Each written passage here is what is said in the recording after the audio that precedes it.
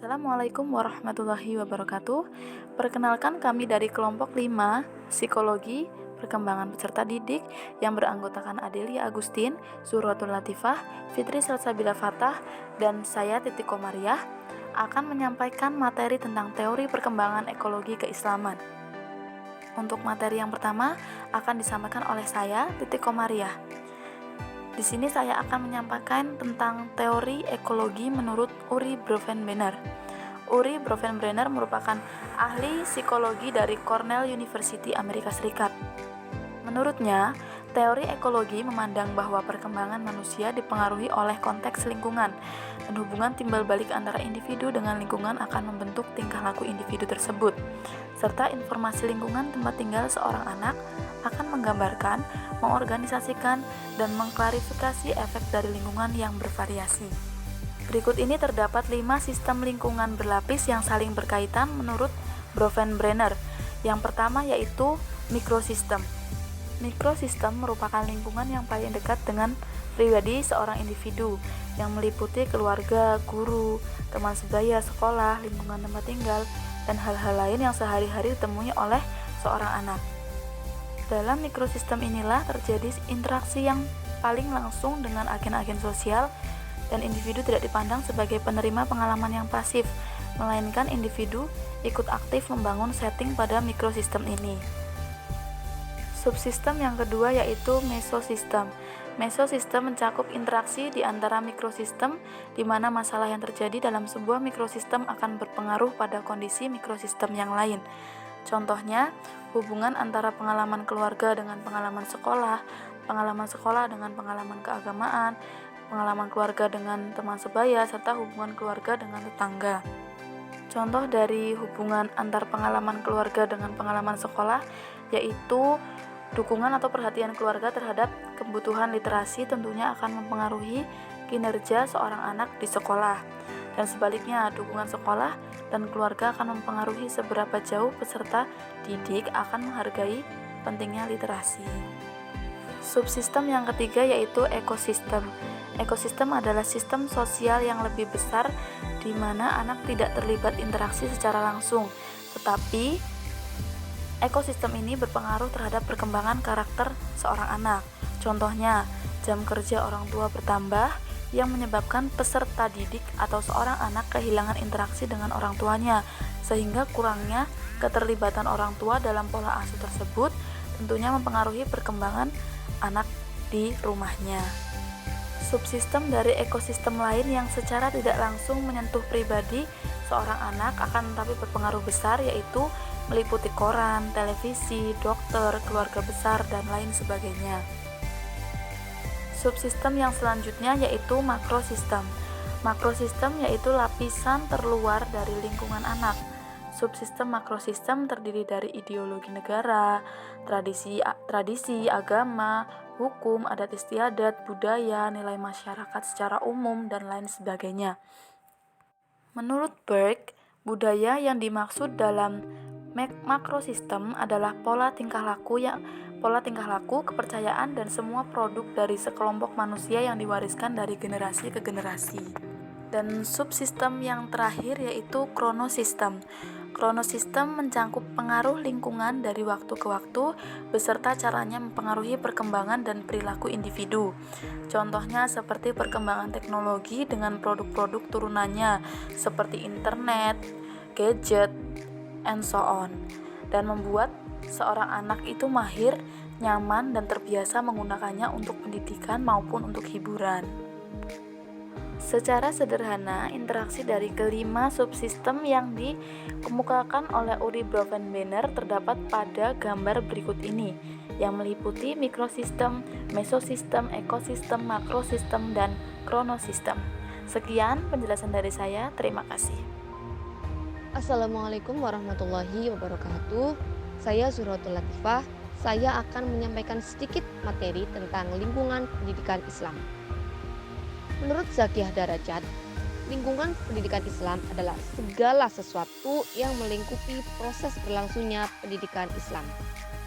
Lingkungan pendidikan Islam dapat berupa lingkungan fisik, sosial, budaya, keamanan, dan kenyamanan. Dalam arti luas, lingkungan adalah semua yang mencakup iklim dan geografis, tempat tinggal, adat istiadat, pengetahuan, pendidikan, dan alam. Dengan kata lain, lingkungan adalah segala sesuatu yang tampak dalam alam kehidupan yang senantiasa berkembang. Ia adalah seluruh yang ada, baik manusia maupun benda buatan manusia, alam yang bergerak atau tidak bergerak, dan kejadian-kejadian atau hal-hal yang mempunyai hubungan dengan seseorang.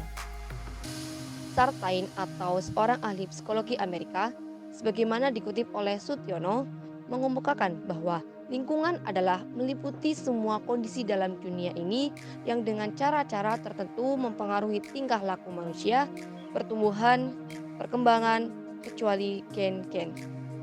Sedangkan pendapat lain bahwa di dalam lingkungan tidak hanya terdapat sejumlah faktor pada suatu saat, melainkan terdapat pula faktor-faktor yang lain yang banyak jumlahnya, yang secara potensial dapat mempengaruhi perkembangan dan tingkah laku. Dengan demikian, jika dikaitkan dengan pendidikan Islam, maka lingkungan pendidikan Islam adalah segala sesuatu yang ada di sekitar kita, yang mencakup iklim dan geografis, tempat tinggal, adat istiadat, dan lain-lain yang senantiasa berkembang dan dapat mempengaruhi tingkah laku manusia, pertumbuhan, dan perkembangan. Sekian dari saya. Assalamualaikum warahmatullahi wabarakatuh. Assalamualaikum warahmatullahi wabarakatuh. Perkenalkan, nama saya Adelia Agustin. Di sini saya akan menjelaskan mengenai keterkaitan ekologi dengan Islam. Ekologi merupakan ilmu tentang hubungan timbal balik antara makhluk hidup dengan sesamanya dan dengan benda-benda yang tak hidup di sekitarnya. Ekologi juga merupakan ilmu dasar untuk mempertanyakan dan memahami bagaimana alam bekerja, bagaimana keberadaan makhluk hidup dan sistem kehidupan, bagaimana individu-individu dalam spesies itu beradaptasi dan mengalami pertumbuhan sebagai bagian dari populasi atau komunitas. Sedangkan Islam merupakan agama yang utama yang memainkan sebuah peran penting dalam konservasi dan pendidikan di dalam manajemen sumber daya alam. Hal tersebut ditunjukkan untuk menggali ilmu pengetahuan tentang keragaman hayati dengan cara memanfaatkan pengetahuan lokal, membangun kepercayaan diri masyarakat, serta berbagi dan bertukar informasi melalui pendidikan konservasi, yaitu pendidikan rasa tanggung jawab terhadap lingkungan secara berkelanjutan yang mengajarkan keseimbangan antara kebutuhan manusia dan kelangsungan hidup makhluk lainnya. Manusia sebagai komponen populasi mempunyai peran yang besar dalam memanfaatkan dan mengelola serta mengendalikan fenomena yang terjadi di alam. Maka manusia bertanggung jawab terhadap keberlangsungan ekosistem. Maka manusia bertanggung jawab terhadap keberlanjutan ekosistem karena manusia diciptakan sebagai khalifah. Terdapat serangkaian ayat-ayat Al-Quran yang mengungkapkan tema-tema ekologi manusia seperti ekosistem, unsur-unsur lingkungan hidup, aneka lingkungan fisik, fotosintesis, cuaca, sistem peredaran planet, bulan, dan bumi serta matahari, dan lain sebagainya. Oleh karenanya, ada beberapa asas yang patut kita anut menurut ajaran Islam dalam konteks bagaimana seharusnya manusia dalam berhubungan dengan alamnya. Alasannya, bahwa alam telah memberikan segalanya kepada kita, artinya tanpa sumber daya alam maka manusia akan mati, dan begitu pun sebaliknya. Sekian dari saya, maaf apabila banyak kekeliruan atau kesalahan dalam pengucapan atau dari segi materi pula. Saya mohon maaf sebesar-besarnya. Wassalamualaikum warahmatullahi wabarakatuh. Baik, materi yang selanjutnya adalah strategi pembelajaran pendidikan ekologi. Secara umum, strategi mempunyai pengertian suatu garis-garis besar haluan untuk bertindak dalam usaha mencapai sasaran yang telah ditentukan. Dihubungkan dengan belajar mengajar, strategi bisa diartikan sebagai pola-pola umum kegiatan guru dan anak didik dalam perwujudan kegiatan belajar mengajar untuk mencapai tujuan yang telah digariskan.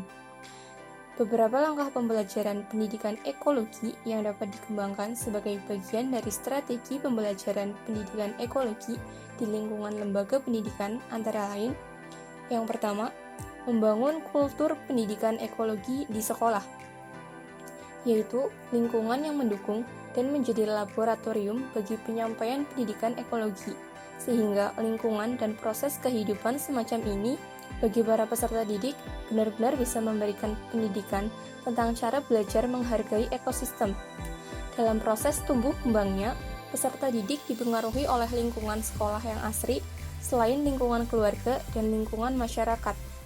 Suasana lingkungan sekolah yang telah terbangun kultur ekologinya dapat menumbuhkan budaya penghargaan terhadap lingkungan hidup. Yang kedua, proses pembelajaran yang aplikatif. Proses pembelajaran pendidikan ekologi tidak hanya disampaikan secara formal oleh guru mata pelajaran IPA, IPS, ataupun guru mata pelajaran akidah, akhlak, dan pendidikan agama Islam dengan materi pelajaran dalam suatu proses pembelajaran, namun dapat pula dilakukan di luar proses pembelajaran dalam kehidupan sehari-hari. Guru bisa memberikan pembelajaran pendidikan ekologi secara spontan ketika menghadapi sikap atau perilaku peserta didik yang tidak sesuai dengan konsep pendidikan ekologi. Tujuan spontanitas seperti ini menjadikan peserta didik langsung mengetahui dan menyadari kesalahan yang dilakukannya dan langsung pula mampu memperbaikinya. Yang ketiga, menciptakan kawasan hijau di lingkungan sekolah. Diadakannya zona hijau adalah untuk mengenalkan kepada peserta didik tentang kawasan yang bebas dari polusi. Selain itu, ruang-ruang kawasan hijau yang ada di lingkungan sekolah dapat menunjukkan sekaligus mengajarkan kepada peserta didik keasrian sekolah yang tergambar dari perilaku masyarakat sekolah sehari-hari. Oleh karena itu, kawasan hijau di sekolah yang dapat diciptakan antara lain dengan mendesain lingkungan dan tata letak ruang sekolah yang mendukung program kawasan hijau, seperti kawasan hijau yang berupa kawasan perkebunan, kawasan pepohonan, taman hijau, dan kawasan-kawasan ramah lingkungan lainnya yang terbebas dari pencemaran polusi. Selain itu, kawasan hijau bisa didukung dengan pengadaan peralatan kebersihan lingkungan seperti tempat sampah organik dan non-organik. Bisa pula ditempatkan papan-papan berisi kalimat-kalimat ajakan yang positif, sehingga peserta didik dibiasakan selalu melihat sesuatu yang baik. Dengan terciptanya kawasan hijau, suasana kehidupan masyarakat sekolah, baik antar sesama guru, guru dengan peserta didik, atau peserta didik dengan peserta didik lainnya, dapat tercipta situasi dan kondisi belajar yang nyaman dan sehat.